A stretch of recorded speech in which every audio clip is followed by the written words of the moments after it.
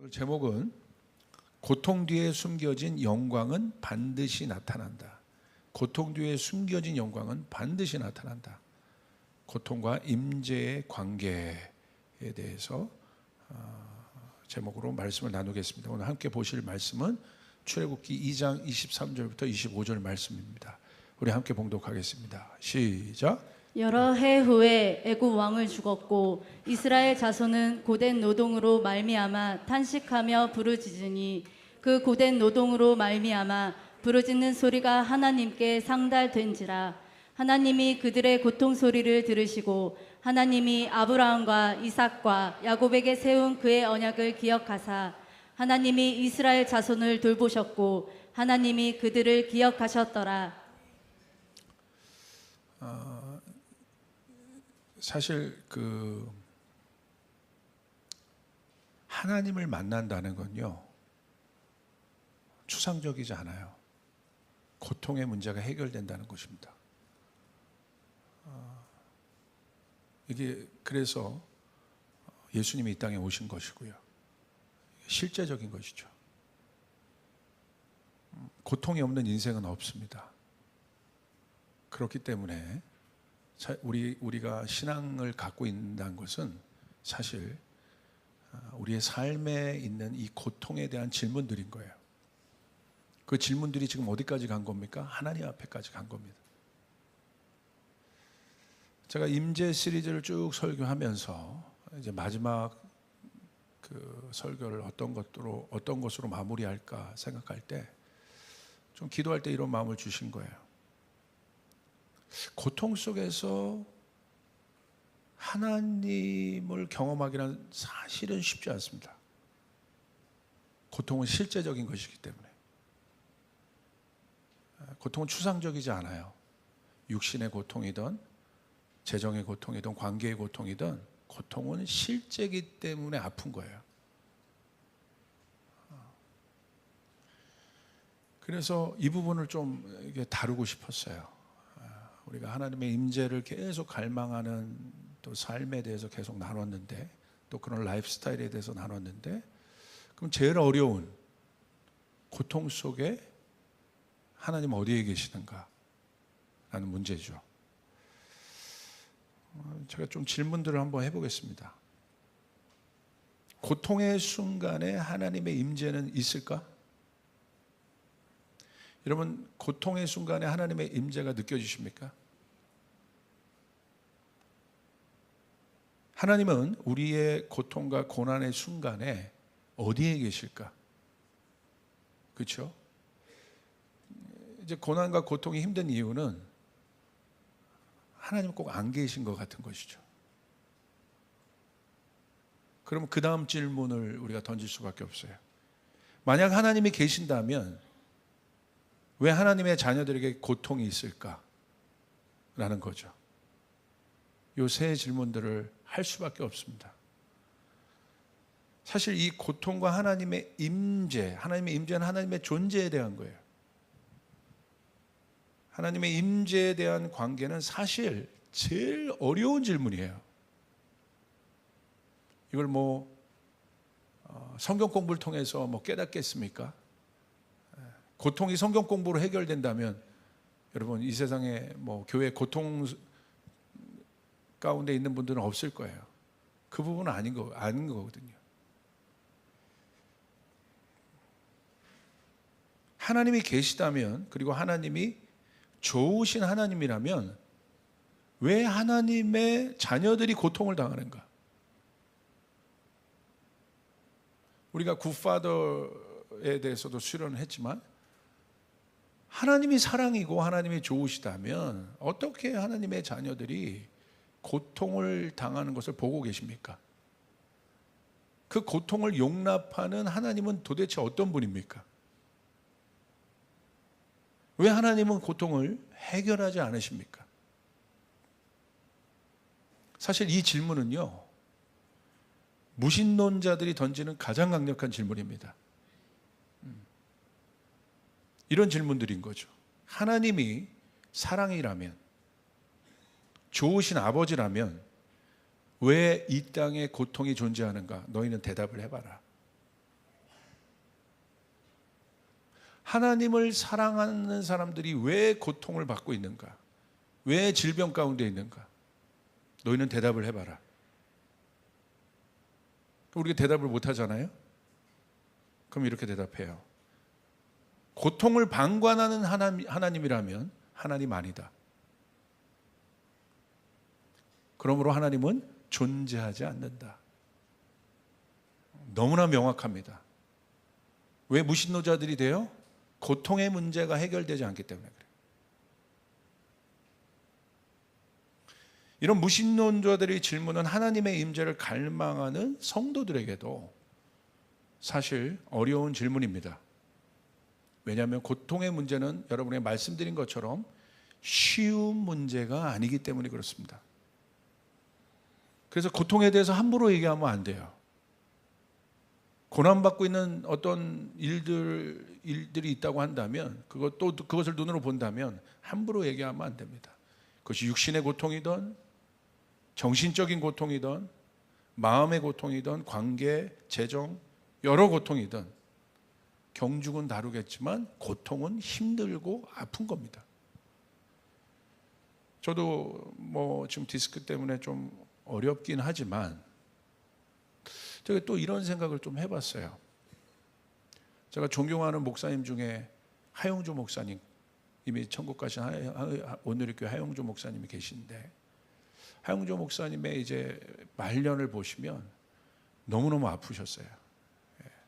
일주일에 한 두세 번을 투석해야 되고, 또 안에 여러 암이라든지 막. 그래서 여러분 그 말년의 설교들 보시면 얼굴이 막 까맣고 머리도 다 빠지시고 그러잖아요. 그런데 그 순간에도 그분은 하나님 나라를 던지셨단 말이에요. 겨우겨우 설교 한 번 하러 올라오는 그 순간에도 그분은 하나님 나라에 대해서 끝까지 던지셨어요. 제가 이런 질문을 해보는 거예요. 하 목사님에게 있어서 그 육신의 고통은 무엇이었을까?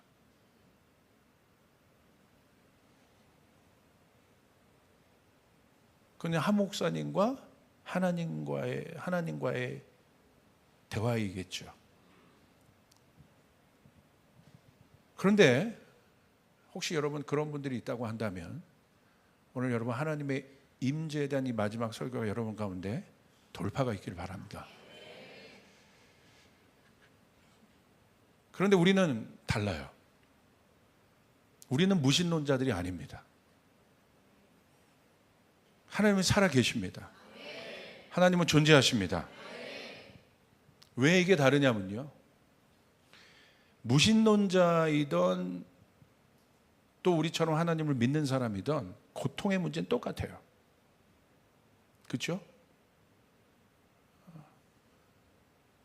성도들이 겪고 있는 고통의 문제가 하나님을 모르는 분들이 겪고 있는 문제와 별반 다르지 않아요. 우리도 육신의 고통이 있고 이 땅의 여러 문제들의 그 고통 가운데 우리가 연결되어 있어요. 실제적으로 어렵습니다. 그런데 무엇이 다릅니까? 무엇이 다르냐면요, 고통에 대한 접근이 다른 거예요. 세상은 하나님이 없기 때문에 고통을 통해서 하나님께 접근하려고 그래요. 무슨 말이냐면 고통이 해결되면 하나님이 계시는 거예요. 그들이 생각하는 신이 다스리는 세상인 거예요. 유토피아죠. 고통이 없어야 돼요. 그러나 조금이라도 고통이 있으면 거기다 하나님이 안 계신 거예요. 그러니까 밑으로부터 위로 올라가는 거예요. 그래서 하나님께 접근하려고 해요. 그래서 하나님을 발견하지 못합니다. 그런데 우리는 달라요. 위로부터 아래로 접근하는 거예요. 할렐루야. 이게 바로 히브리적 세계관이에요. 창조적 세계관이에요. 우리는 하나님이 계시다는 전제 아래 고통에 접근합니다. 성경은 그것으로부터 출발합니다. 하나님이 계십니다. 하나님이 천지를 창조하셨습니다. 할렐루야. 이 전제 아래서 고통을 다루는 것은 다른 의미예요. 헬라적 세계관은 뭐예요? 밑에서부터 위로 올라가는 것이죠. 이게 바벨탑인 것이죠.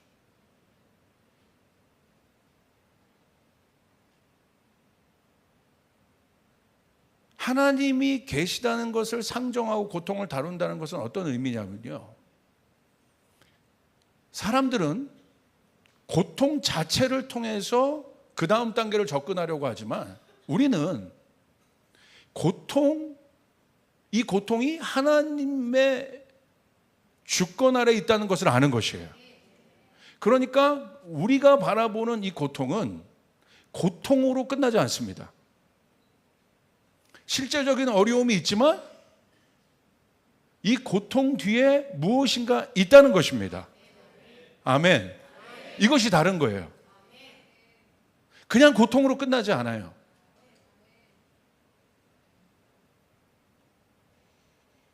만약에 우리가 이 부분에 대해서 답을 못 찾는다면 우리는 이 세상에서 가장 불쌍한 존재들이에요.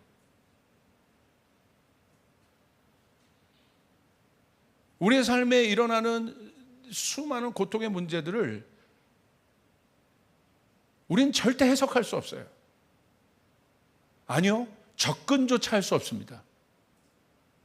그러나 하나님을 믿는 사람과 무신론자들이 대한 이 고통에 대한 완전히 다른 하나는 뭐냐면 우리는 고통으로 끝나지 않는다는 겁니다.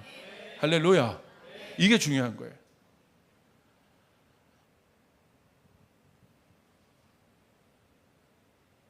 그 예를 몇 가지를 좀 들어보겠습니다.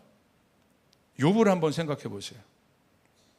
우리가 잘 아는 것처럼 욥의 고통과 고난은 하나님의 주권 아래에 있는 고난이에요. 이 고난을 통해서 무신론자들처럼 이 고난을 통해서 하나님 앞에 접근한 게 아닙니다. 하나님이 계시고 하나님의 그 주권 아래 허락된 고난이에요. 그래서 이 고통과 고난을 바라보는 관점이 다릅니다. 고통 자체로 끝나지 않습니다. 욥은 이 고난을 통해서 한 번도 경험해 보지 못한 하나님을 만나요. 자, 욥기 42장 5절을 우리 한번 같이 읽겠습니다. 시작. 내가 주께 대하여 귀로 듣기만 하였사오나 이제는 눈으로 주를 배움나이다. 욥에게 있었던 고난과 고통은 아픕니다. 어려워요. 힘들어요. 그런데 여러분에게 묻겠습니다.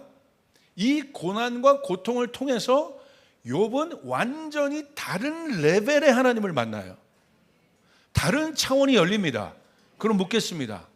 욥의 고난은 고통입니까? 축복입니까? 분명히 하세요.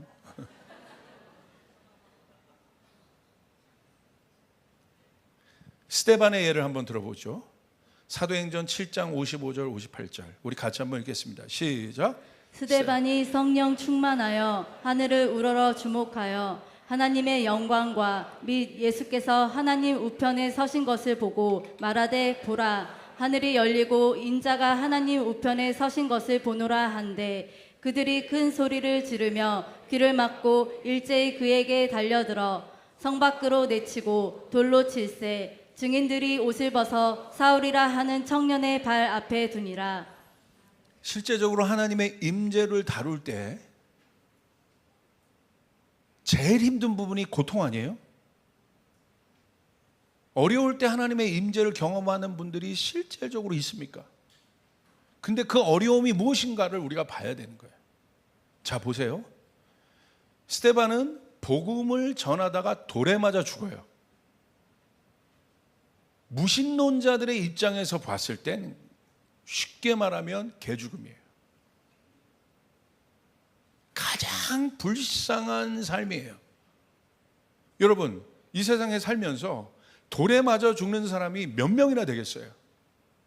여러분 주변에 돌 맞아 죽었다는 사람 있습니까? 지금도 뭐 중동 국가에는 아직 그런 것들이 있지만 순교했잖아요. 그런데 하나님이 안 계시다는 입장에서 스데반의 순교를 보면 가장 불쌍한 사람이에요. 고통 자체입니다. 그런데 오늘 성경은 뭘 얘기하고 있어요? 바로 그 돌 맞는 순간에 스데반이 어떤 것을 경험합니까? 55절에 성령이 충만했어요. 저는 성령 충만하길 원합니다. 여러분 성령 충만하길 원하시죠? 그냥 성령 받은 정도가 아니라 성령이 충만했다는 거예요. 그리고 하늘을 우러러 주목해서 보는데 뭘 봤어요? 56절에 보니까 하늘이 열렸다는 거예요. 그리고 하나님의 영광을 봤습니다. 여러분, 조이풀 성도 중에 실제적으로 하나님의 영광을 본 사람이 몇 명이나 되겠습니까? 추상적인 어떤 영광 말고 스데반은 본 거예요, 하나님의 영광을. 그리고 뭘 봤습니까? 하나님 우편에 예수님이 서신 것을 봤어요. 성도들의 가장 큰 소망은 뭐겠어요? 예수님을 보는 거 아니겠습니까? 근데 스데반은 이 세 가지를 다 한 거예요. 성령 충만했죠? 하늘이 열렸죠? 하나님의 영광을 봤죠? 그리고 예수님을 보았어요. 그럼 여러분에게 묻습니다. 57절, 58절에 보니까 오늘 스데반은 성 밖으로 내치고 돌로 쳐맞았다고 되어 있어요. 무신론자들의 입장에서는 57절과 58절만을 봐요. 이게 고통이에요. 그들의 시각이에요. 이 속에 하나님 없어. 어떻게 하나님이 있다면 이럴 수 있어요? 이 질문이에요. 하나님의 임재는 없다. 하나님의 존재는 없다라는 거예요. 근데 스데반은 그들이 보지 못하는 것을 이 고통의 때에 보았습니다. 그럼 묻습니다. 스데반이 받은 고통은 그냥 고통으로 끝납니까? 축복입니까? 한 15명 대답하십니다. 그렇죠? 하나님이 계신 것과 하나님이 계시지 않는 것을 통해서 고통에 접근하는 것이 이렇게 다른 거예요. 근데 우리는 어떤 문제를 통해서 하나님을 접근하려고 해요. 이 문제가 잘 되면 하나님이 계신 거예요. 철저하게 땅의 세계관이에요.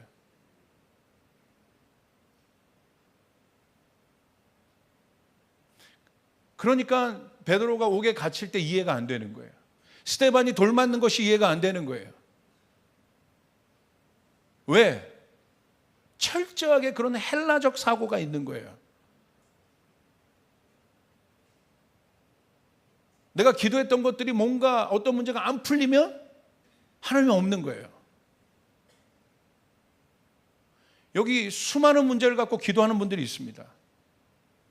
마지막 이 시간에 오늘 하나님이 여러분에게 부족한 종을 통하여 어떤 음성을 말씀하시는지 이런 믿음으로 들으시길 바랍니다.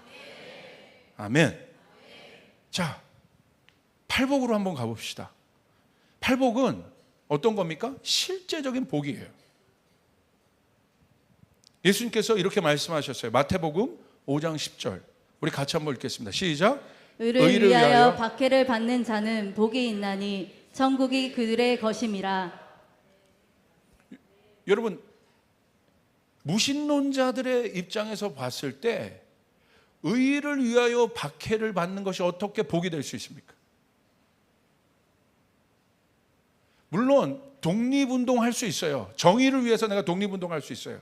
사명감으로 소명으로 그런 일을 감당할 수 있습니다. 사명과 소명이 복입니까? 근데 성경은 사명이라고 얘기하고 있지 않아요. 의를 위하여 박해를 받는 것이 사명과 소명이라고 얘기하고 있지 않아요. 분명히 복이라고 얘기하고 있어요. 복음 결과입니다. 사명으로 끝나지 않아요. 내 희생으로 끝나지 않아요. 내가 나라를 위해서 내 목숨을 희생했다. 그것으로 끝나지 않아요. 의를 위하여 고통을 받았는데 이 사람은 복이 있다. 왜 그렇습니까? 천국을 소유한다. 할렐루야. 천국을 소유한다는 거예요.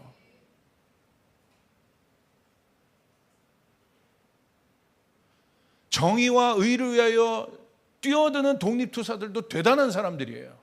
그러나 성경에서 말하는 고통은 그거보다 한 단계 더 나가는 거예요. 거기서 끝나지 않는다. 그렇게 했는데 여러분, 가룟 유다처럼 정의, 그 사람은 자기의 정의를 위하여 뛰어든 거잖아요. 나라의 독립을 위해서. 그런데 영적인 관점에서 볼 때 아무 해결이 없었습니다. 근데 성경은 의를 위하여 박해를 받는 일에 대해서 분명히 뭐라고 하고 있습니까? 복이라고 얘기하고 있어요. 고통스러운 것처럼 보이지만 이것은 복이다. 왜? 분명한 결과 천국을 소유한다. 할렐루야. 하나 더 볼까요? 어린 양의 고통이 있습니다. 예수 그리스도의 고통. 이사야서 53장 3절부터 5절. 우리 같이 한번 읽겠습니다. 시작. 그는 멸시를 받아 사람들에게 버림받았으며 강고를 많이 겪었으며 질고를 아는 자라. 마치 사람들이 그에게서 얼굴을 가리는 것 같이 멸시를 당하였고 우리도 그를 귀히 여기지 아니하였도다.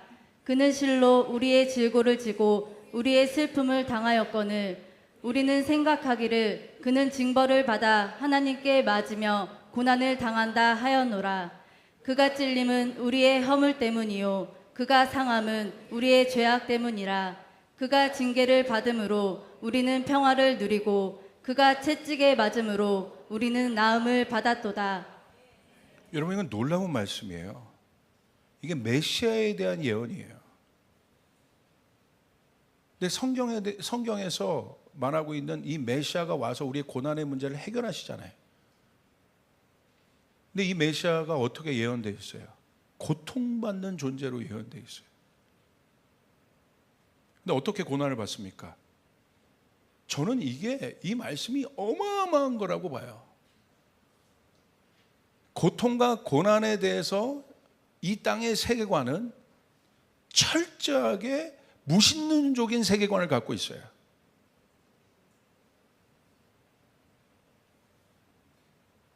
그래서 어떤 사람이 나타나서 이 문제를 조금 해결하면 그 사람이 영웅이 되는 거예요. 권력을 갖고 힘을 가져요.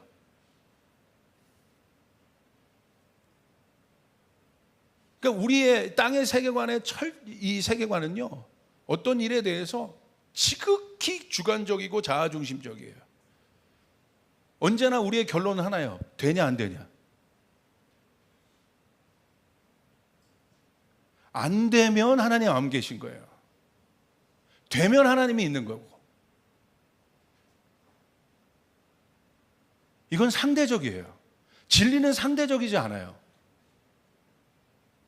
그래서 저는 성경에서 메시아를 고난의 존재로 묘사했고 예언했던 이 부분이 저는 어마어마한 이 세상의 흐름을 역류하는 진리의 흐름이라고 보는 거예요. 할렐루야. 마치 숭어나 연어 한 마리가 어마어마한 물살을 가르고 위로 올라가는 것처럼 이 땅의 세계관과 어떤 가치관을 역류해서 돌파해서 위로 올라가는 것처럼 메시아가 고난의 존재라고 얘기하고 있는 거예요. 근데 그는 어느 정도 고난을 받으셨어요? 3절. 멸시를 당했대요. 모멸감과 수치를 당했대요. 사람이 제일 힘든 게요, 정체성에 대한 공격입니다.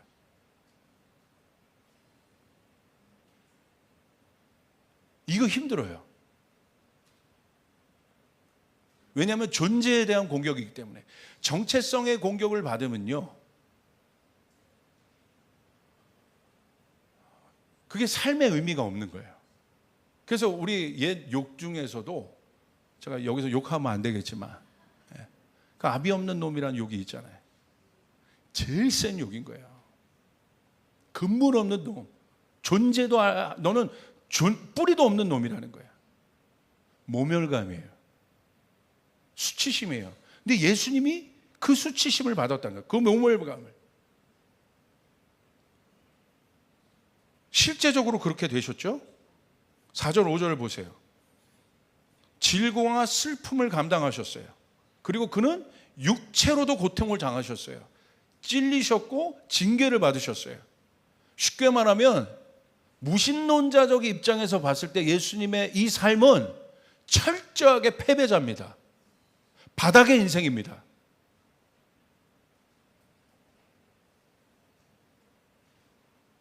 그런데 그분이 메시아라는 거예요. 하나님의 아들이라는 거예요. 어떻게 받아들일 수 있겠습니까? 그런데 하나님의 주권 아래서 이 고통을 본다면 이 고통을 통해서 고통으로 끝나는 것이 아니라 그의 찔림과 그분이 채찍에 맞음으로 우리는 평화를 누리게 되었고 우리는 나음을 잊게 되었다는 거예요. 할렐루야. 그러므로 어린 양의 고통은 고통입니까? 축복입니까? 이제 한 30명 늘어나는데.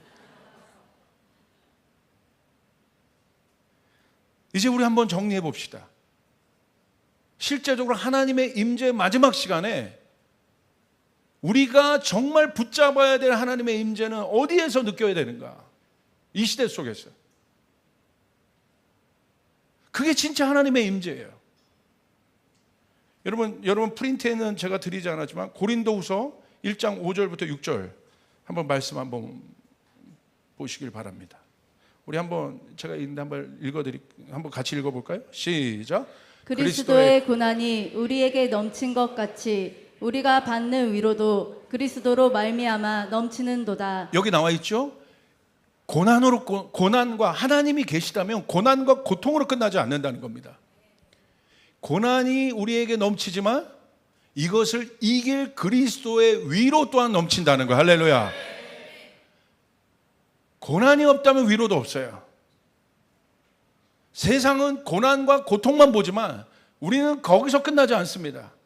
이 모든 것이 everything is under God. 하나님의 주권 아래 있는 것이에요. 모든 것이 하나님 아래 있는 것이에요. 아멘. 그렇게 될 때 우리는 그리스도의 고난도 보지만 그리스도의 고난과 함께 모두 뭡니까? 하나님의 위로 또한 보게 되는 것이에요. 그의 고난이 넘친 만큼 하나님의 위로도 넘쳐나게 된다는 사실이에요. 할렐루야. 위로는 무엇입니까? 하나님 가까이 계시다는 거예요. 그게 위로예요.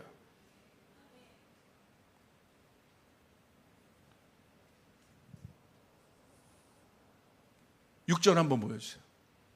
우리가 환난당하는 것도 너희가 위로와 구원을 받게 하라는 것이요 우리가 위로를 받는 것도 너희가 위로를 받게 하려는 것이니 이 위로가 너희 속에 역사하여 우리가 받는 것 같은 고난을 너희도 견디게 하느니라. 할렐루야. 이제 우리는 알 수 있어요. 어떻게 베드로가 감옥에서 견뎠는지. 이 시대에 아까 얘기했던 하용조 목사님이 그 고통 속에서도 하나님의 영광을 설교할 수 있었던지. 왜냐하면 고난과 고통이 있었지만 이제 풀어낼 수 있어요. 하나님의 위로 또한 컸다는 겁니다. 아멘. 견디게 하신다는 거예요. 이길 수 있는 힘을 주신다는 거예요. 아멘. 아멘.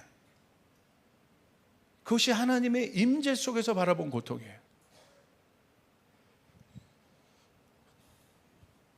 이제 고통에 대해서 우리가 한번 정리해 봅시다.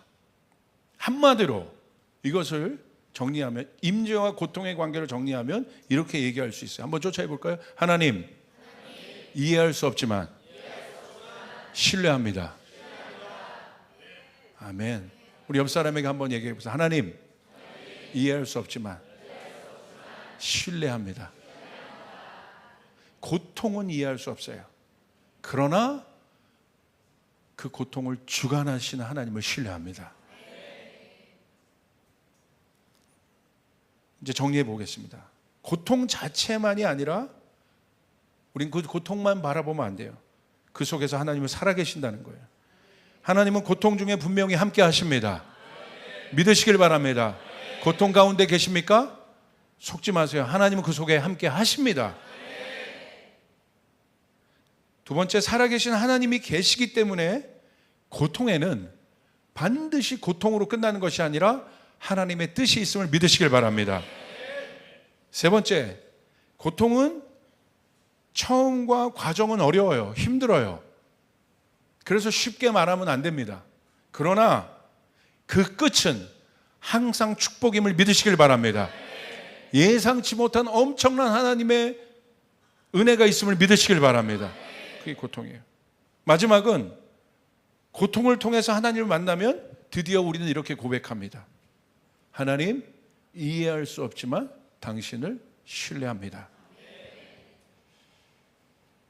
이제 마지막입니다. 우리가 고통 속에 붙잡고 분별해야 될, 그러므로 하나님의 음성이 있어요.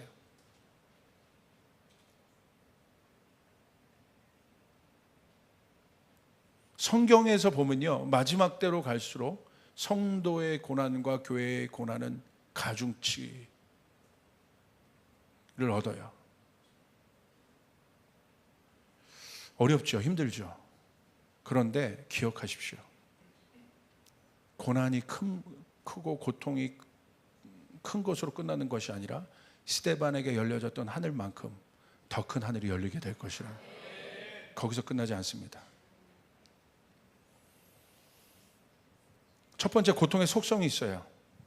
고통은 겸손의 공간을 만들어요. 고통은 힘들어요. 어려워요. 자, 이것이 고통을 대하는 성도들의 정직한 자세예요. 아, 나는 괜찮아요. 이 정도면 돼요. 아, 충분히 나 이길 수 있어요. 감당할 만하니까 그 얘기 하시는 거예요. 제가 말하는 이야기는 그것을 넘어선 진짜 어려움이 올 때, 내가 그것을 잘 못 이기는 것 같고 어렵다 하더라도 여러분 낭망하지 마십시오. 있는 그대로 받아들이는 거예요. 예수님께서도 겟세마네에서 고통스러운 기도를 하셨어요. 있는 그대로 받아들이셨어요. 그래서 힘드신 거예요. 놀랍죠? 예수님이 고통을 있는 그대로 받아들이셨다는 것, 그리고 있는 그대로 힘들다고 표현하셨다는 것. 그러면 여러분이 고통 중에 그 어려움을 표현하고 힘듦을 표현하는 것에 대한 죄책감을 갖지 마세요. 어려운 겁니다. 힘든 겁니다. 그런데 왜 이게 중요하냐면 고통의 속성을 있는 그대로 인식할 때의 유익이 있어요. 왜냐하면 고통 속에서 연약하고 부족한 내 자신을 발견할 수 있기 때문에. 고통이 아니면 내가 연약하고 부족하다는 것을 알 수가 없습니다.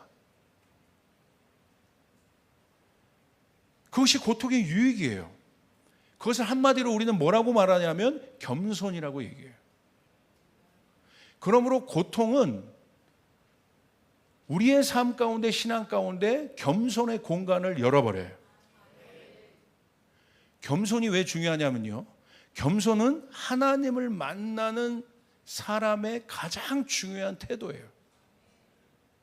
누가 하나님을 만나요? 겸손한 사람이 하나님을 만날 수 있다는 거예요. 하나님의 영광을 보았을 때 이사야가 6장에 보시면 어떻게 됩니까? 부복하여 엎드립니다. 그게 바로 하나님을 만난 사람의 모습이에요. 그리고 하나님, 자기가 죄인이란 것을 알고 하나님을 향하여 떠나라고 얘기해요. 근데 역설적으로 그 겸손이 하나님을 만나는 길이라는 거예요. 그러므로 여러분, 고통 속에 있습니까? 하나님을 향한 길이 만들어지고 있다는 것입니다. 그게 한마디로 뭐냐? 겸손이에요. 왜 이런 고통을 우리 가운데 허락하시느냐? 여러분을 이 고통을 통해서 어디로 인도하시냐면 겸손으로 인도하시는 거예요. 모세 보십시오. 떨기나무에서 하나님을 만납니다. 그런데 그때 모세가 어땠습니까? 할아버지예요. 연약하고 부족해요. 그때 하나님은 모세를 만나십니다. 예수님을 찾고 부르짖었던 사람들 모두를 보십시오. 어떤 사람들이에요? 다 자신의 연약함과 부족함을 고백한 사람들이에요. 연약함과 부족함은요, 실제적인 것이에요. 겸손은 추상적인 것이 아니에요. 겸손한 척 머리를 숙이는 것이 겸손이 아니에요. 겸손은 실제적인 것이란 건 무슨 말이냐면요, 가난한 자가 겸손한 거예요. 실제적으로 없으니까, 결핍이 있으니까. 아픈 사람이 겸손한 거예요. 왜? 실제적으로 아프니까. 그러므로 여러분, 예수님이 가난하고 아프고 실제적으로 문제가 있는 사람에게 가서 겸손을 요구한 적이 있습니까? 예수님 그러신 적이 없어요. 그냥 만나셨지. 왜? 겸손이에요. 누구에게 겸손을 요구하셨어요? 힘 있는 자에게. 내려놔.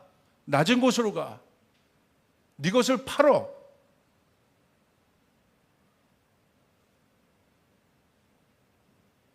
그거를 잘 봐야 돼요. 예수님이 누구에게 겸손을 요구하셨는가? 그렇기 때문에 우리가 겸손을 되게 추상적으로 알고 있는데 겸손은 실제적인 것입니다. 예수님이 어린 양의 모습으로 이 땅에 오셨어요. 그분은 낮아지셨어요. 종의 형상을 입고 오셨어요. 그래서 예수님의 겸손은 실제적인 것이에요. 바리새인의 종교적 겸손이 아닌 것이에요. 그게 중요해요. 그때 우리는 하나님을 만날 수 있어요. 그런데 그 공간이 어떤 공간이냐? 고통인 거예요. 하나님이 가장 사랑하는 사람, 하나님을 만날 수 있는 사람은 누구냐? 겸손의 옷을 입고 있는 사람. 그러나 하나님이 가장 대적하는 사람은 누굽니까? 교만하는 사람이에요. 절대 하나님을 안 만나십니다. 고통은 우리를 통해서 실제적인 겸손의 공간을 연다는 거예요. 두 번째, 이게 아주 중요합니다. 연약하기 때문에 우리는 사탄의 공격을 받아요. 연약할 때 사탄의 공격은 강합니다. 내가 강할 때 사탄의 공격이 강한 것처럼 느껴지지만 내가 강하니까 강한 것을 또 대적할 수 있는 거예요. 그렇기 때문에 진짜 중요한 거는 연약할 때예요. 여러분 실제적으로 고통 가운데 있으면 감정적으로나 또 생각이나 또 여러 영역에서 연약함이 몰려옵니다. 그런데 이때 사단은 우는 사자와 같이 이 순간을 포착해요. 이 고통의 문제를 놓고 욥의 고난의 문제를 놓고 하나님도 계셨지만 누구도 있었어요? 사탄도 있었다는 거예요. 우리는 이때 잘 분별해야 돼요. 그럴 때일수록 우리는 하나님 앞에 나가야 합니다. 우리 가운데 이 연약한 생각 가운데 들어오는 사단의 모든 거짓말들을, 우울감들을, 모든 잘못된 생각들을 예수의 이름으로 쳐내야 됩니다. 할렐루야. 아멘. 반드시 사단도 들어온다는 거예요. 빌립보서 4장 6절 7절 이 말씀이 너무 중요한 말씀이에요. 우리가 한번 같이 한번 읽겠습니다. 시작. 아무것도 염려하지 말고 다만 모든 일에 기도와 간구로 너희 구할 것을 감사함으로 하나님께 아뢰라. 그리하면 모든 지각에 뛰어나신 하나님의 평강이 그리스도 예수 안에서 너희 마음과 생각을 지키시리라. 고통은 우리 가운데 염려를 줍니다. 이 염려가 많은, 여기에 이 염려에 모든 것이 포함되어 있어요. 다 뭐에 대한 염려입니까? 구체적으로는 내일에 대한 염려예요. 내가 오늘 현재 고통을 받고 있는 사람에게 있어서 가장 큰 두려움은 내일인 거예요. 그래서 하나님이 예수님 우리 가운데 얘기하신 거예요. 내일 일을 뭐 하지 말라? 하지 마시고 내일 일을 뭐 하지 마라? 염려하지 마라. 할렐루야. 오늘 내가 너와 함께 하고 있다. 현재적인 신앙이에요. 그러니까 이 고통의 순간에 우리가 이 고통을 이길 수 있는, 또 이 속에서 하나님의 영광을 체험할 수 있는 방법은 오늘 바로 그 순간, 그 현재의 시간에 하나님 앞에 나가야 된다는 것입니다. 아무것도 염려하지 말고 다만 모든 일에 기도와 간구로 너희 구할 것을 어떻게 한술 더 뜹니다. 감사함으로 하나님께 아뢰라. 나의 미래는 감사함으로 가득하다. 이 고통 뒤에 감사한 일이 가득할 것이다. 믿으시면 아멘. 아멘. 믿습니까? 이거는 여러분을 그냥 감정적으로 플로팅하는 것이 아니라 진리를 선포하고 있는 것입니다. 하나님의 주권 아래 다루고 있는 고통은 반드시 감사함으로 가게 되어 있단 말입니다. 여러분은 승리로 가게 되어 있단 말입니다. 반드시 여호와 이레를 경험하게 되어 있단 말입니다. 아멘. 염려하지 말고, 그리하면 조건이 있죠. 그리하면 모든 지각에 뛰어난 하나님의 평강이, 모든 지각, 모든 것을 알고 계시는 창조주 하나님, 우리 삶의 모든 주관자가 되시는 그 하나님, 그 하나님의 평강이, 평강은 완전하다는 거예요. 그 하나님의 평강이 그리스도 예수 안에서 너희 마음과 생각을 지키시리라. 할렐루야. 아멘. 염려가 없지요. 내 마음과 생각을 지킨다는 건 뭐예요? 이 모든 고난을 이길 수 있는 힘이 생긴다는 거예요. 그냥 지키는 것이 아니라, 이것은 굉장히 수비형적인 말씀 같지만 공격적인 말씀이에요. 미래를 향한 말씀이에요. 그래서 이기게 되는 것입니다. 고통 속에 빠지지 않아요. 제자들 보세요. 풍랑 속에 있다가 예수님을 봤을 때 그들이 고통을 이길 수 있었지만, 예수님을 향한 시야가 풍랑을 향할 때 어떻게 됩니까? 그대로 두려움 가운데 빠지게 된다 이거예요. 바다를 걸었던 베드로도 어떻습니까? 예수님을 바라보면 걸었어요. 초자연적인 일들이 있었어요. 그러나 풍랑을 바라보는 순간, 그 순간 고통 속에 함몰됐다는 거예요. 그러므로 여러분 기억하시길 바랍니다. 고난의 때에 감사함으로 주님 앞에 나가시길 바라요. 이것은 미래를 향한 기도예요. 반드시 그렇게 될 것입니다. 이제 마지막입니다. 탄식의 때. 제가 사실 오늘 말씀을 준비한 것은 이 탄식의 때 때문에 그런 거예요. 기도하는데 주님이 그러시는 거예요. 제 안에 탄식하고 있는 성도들이 있다. 탄식은 뭐냐면요, 고통 중에서도 가장 큰 고통이에요. 고통의 상중하가 있어요. 근데 이 고통은, 이 탄식은요, 고통 중에 밑바닥의 고통이에요. 탄식은 이런 거예요. 이게 탄식의 숨이에요, 숨. 고통으로 인한 깊고 긴 숨이 탄식이에요. 그러니까 탄식의 숨은 어떤 숨이냐면 이런 숨이에요.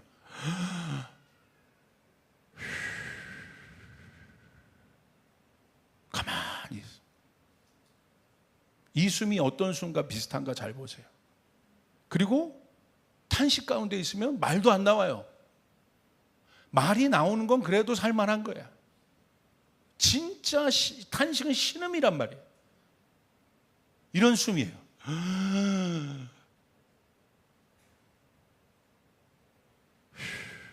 제가 요즘에 코를 골면 숨을 안 쉰대요.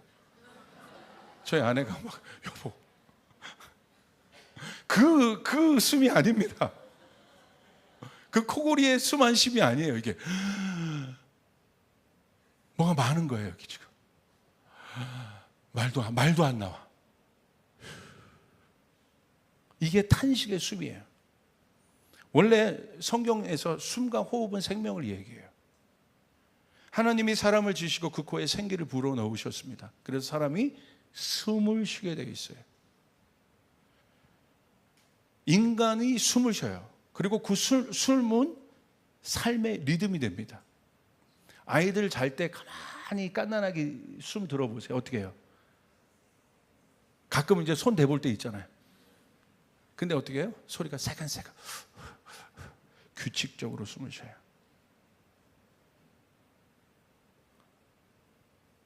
숨의 리듬이 숨의 리듬이 규칙적이라는 것은 안정되어 있다는 거예요. 운동할 때도 보세요. 고수들 보세요. 모든 운동의 고수들의 특징은 무엇입니까? 숨이 안정되어 있어요.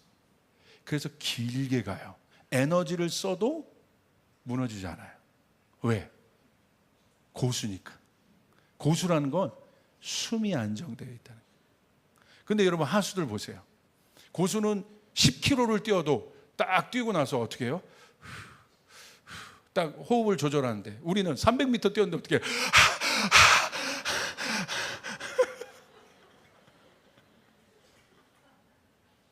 신앙도요, 영적인 고수들은 숨이 안정되어 있어요. 어떤 상황이 와도 빗속에 뛰어도 숨이 안정되어 있어요. 그러나 하수는 어때요?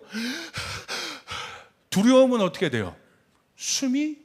두려움은 호흡이 깨지죠. 숨이 가빠지죠. 힘든 것뿐만이 아니라 두려움은 이 숨은 굉장히 실제적인 거예요. 탄식은 그 숨 중에서도 가장 절망에 이르는 숨입니다. 이 숨을 보세요.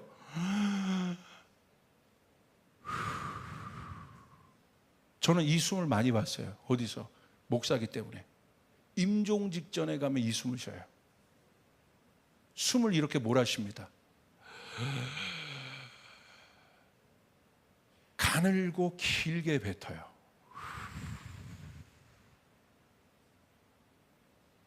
그래서 탄식의 숨 뭐예요? 죽음의 숨이에요. 절대절명의 숨입니다. 왜 이 부분이 중요하냐? 왜 탄식이 중요하냐? 인간은 누구나 탄식에 이른다는 거예요. 마지막에 그 탄식의 숨에 가지 않을 사람이 있습니까? 모든 인간은 마지막에 그 탄식의 숨에 가게 되어 있습니다. 그 절망의 숨에 가늘고 긴 그 절망의 호흡을 마지막 순간에 뱉어요. 그게 고통이에요. 그게 탄식이에요. 고통 중에 가장 강력한 고통이에요. 그런데 그런 마지막 숨을 우리의 실생활에서도 쉴 때가 있어요. 그렇게 쉬는 존재들이 있어요. 그런 분들이 있어요. 저기 쪽방촌에 가면, 저기 난민촌에 가면, 오늘 하루 살 것이 없는 청년들, 방황하는 청년들 보면 그 탄식의 숨을 씁니다. 고통의 숨입니다.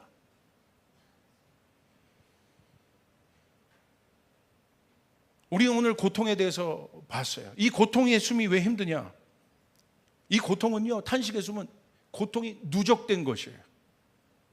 갑자기 그런 숨이 쉬어진 것이 아니에요. 해결이 없어요. 탄식의 순간이 무서운 이유는 무엇입니까? 아무도 없습니다. 나 혼자만 있을 뿐이에요. 그렇기 때문에 산적한 문제는 더 커 보여요. 내가 그 탄식의 숨을 쉴 때 옆에 누군가 있다는 것은 힘이 있어요. 용기가 있어요. 용기가 생겨요. 그러나 진짜 죽음의 숨은 마지막 그 탄식의 숨을, 죽음의 숨을 쉴 때 하나님과 인간만 있지 누가 있습니까? 아무도 없습니다. 이 절대절명의 탄식의 숨을 해결할 수 있는 분은 하나님밖에 없다는 거예요. 그게 바로 출애굽기 2장 23절부터 25절이에요. 우리 같이 한번 읽겠습니다. 시작. 여러 해 후에 애굽 왕은 죽었고 이스라엘 자손은 고된 노동으로 말미암아 탄식하며 부르짖으니 그 고된 노동으로 말미암아 부르짖는 소리가 하나님께 상달된지라.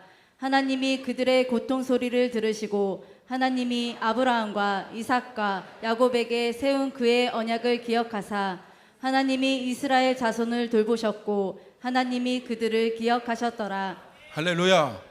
그런데 여러분 놀라운 것은요, 이 마지막 최고의 절정의 고통인 이 탄식의 순간을 우리 하나님이 놓치지 않는다는 겁니다. 아멘. 아멘.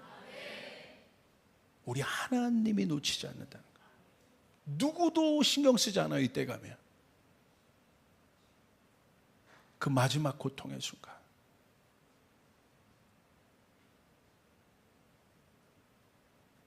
거기서는 오롯이 탄식하는 자와 하나님만이 존재합니다. 예수님이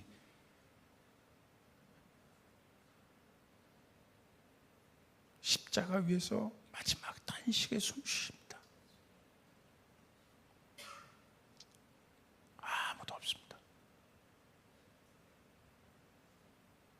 오로지 탄식하는 자 예수님과 하나님만이 계실 분입니다.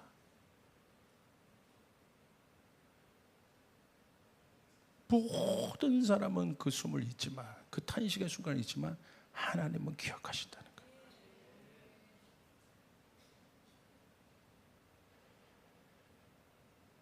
오늘 그렇게 나와 있습니다. 그냥 거기서 끝나는 것이 아니라 오늘 성경에 이렇게 되어 있어요.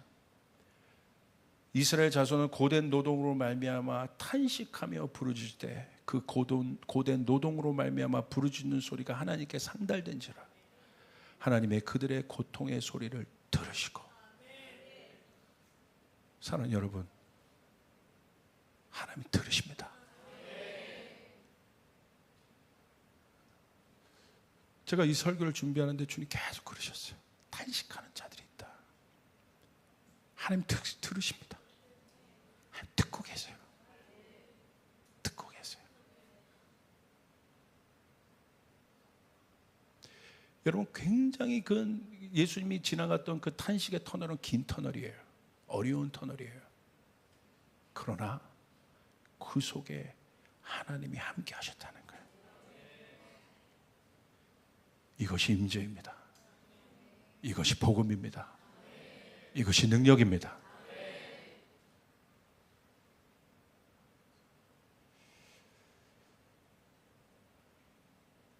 그리고 출애굽기 2장에서 그들의 탄식의 소리를 들으시고 하나님은 이제 출애굽기 3장에 가서 모세를 준비하십니다. 실제적으로 탄식의 원인을 해결하세요. 그 원인은 뭐예요? 고된 노역이에요. 근본을 해결하십니다. 탄식의 순간까지 가셨습니까? 여러분, 이것은 반대로 어떤 때이냐면 하나님이 그냥 고통 정도를 덜어주는 정도가 아니라 근본적인 문제를 해결하신다. 할렐루야. 그때입니다. 저도 제 인생의 여정을 돌아볼 때 탄식의 순간에 갈 만큼의 어려울 때가 있었습니다. 그런데 그때 하나님은 고통을 해결하시는 것뿐만이 아니라 그 고통의 원인이 되었던 근본의 문제를 해결하시더라는 거예요. 그것을 해결할 모세가 준비되었음을, 예수 그리스도가 여러분 가운데 준비되었음을 여러분 믿으시길 바랍니다. 할렐루야. 아멘. 그것이 해결되는 것입니다. 오히려 탄식의 순간 하나님의 임재는 선명합니다. 그럼 이렇게 질문하면 안 돼요. 목사님, 진작 탄식하기 전에 좀 해결해 주시지. 그러면 저는 처음부터 다시 설교해야 돼요. 할렐루야. 그거 아니잖아요. 처음부터 다시 해야 돼.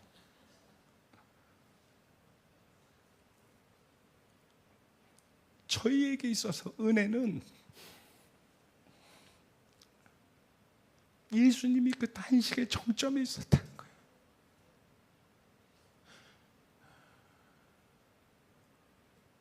우리의 모든 질고를 지시고 그분이 탄식의 정점, 십자가의 정점에 계셨다는 거예요. 그러므로 이건 어떤 의미냐? 여러분이 고통 가운데 탄식할 것 같은 어려운 상황 가운데 있지만 예수님이 우리의 모든 고난과 질고를 이미 지셔서 그 속에 이게 힘든 거예요. 예수님이 진짜 힘들었던 건요, 그 속에 하나님이 부재하신 거예요. 그걸 견디신 거예요.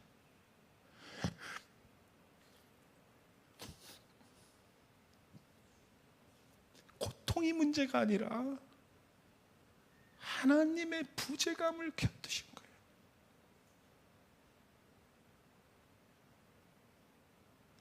그렇기 때문에 그거를 극복하고 부활하셔서 예수님 우리 가운데 새 호흡을 불어주신 것입니다. 이 말은 무슨 말이냐? 여러분, 탄식으로 끝나지 않는다는 거예요. 탄식 가운데 예수 그리스도의 통해서 우리 가운데 열어주신 그 공간을 통해 오히려 그 탄식의 순간에 하나님의 뜻은 선명하고 하나님의 돌파는 선명하고 오히려 준비된 모세가 일어나게 될 것이라는, 여러분 이 사실을 믿으시길 바랍니다. 아멘. 이것이 하나님의 임재입니다. 진한 임재예요. 깊은 임재. 오늘 그분들이 계십니다. 왜 그것을 여러분을 통해서 겪게 하시느냐? 1부 예배 때는 이 얘기를 안 했는데 2부 예배 때 하게 하시네요. 여러분을 통해서, 그 탄식의 공간을 통과한 여러분을 통해서 수많은 탄식하는 자들이 여러분 안에서 치유될 것입니다. 회복될 것입니다. 그리고 여러분은 그렇게 얘기해 줄 것입니다. 하나님은 함께, 하나님이 너와 함께 하셔. 우리 교회에 어려운 분들이 계세요. 그런 자매들도 있어요. 어려운 분들. 하나님 함께 가신 거예요. 우리 옆 사람에게 한번 선포해 주세요. 하나님 함께 하십니다. 우리 가족이 있으면 한번 안아주세요. 하나님 함께 하신다. 하나님 함께 하셔. 하나님 함께 하신다. 하나님 함께 하셔. 여러분 믿습니까? 우리 기도하겠습니다.